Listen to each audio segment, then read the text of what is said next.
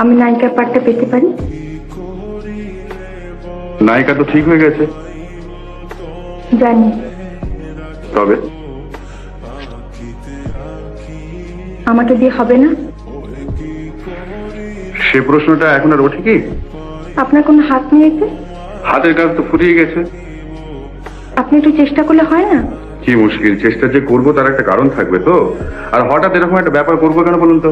নায়িকা যেখানে সিলেক্টেড হয়ে গেছে সেখানে অন্য কোনো আমার মেয়ে। ক্ষমতা আছে, অ্যাম্বিশন আছে, সুযোগ পাওয়া মুশকিল। তাছাড়া আপনি তো জানেন নতুন লোককে সহজে কেউ সুযোগ দেয়? তাই আমার কাছে এসছেন? হ্যাঁ।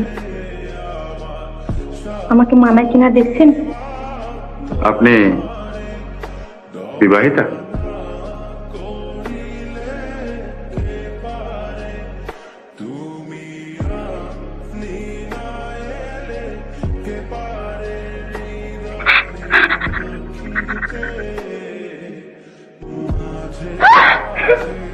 আরে কি হলো, কাঁদছেন কেন?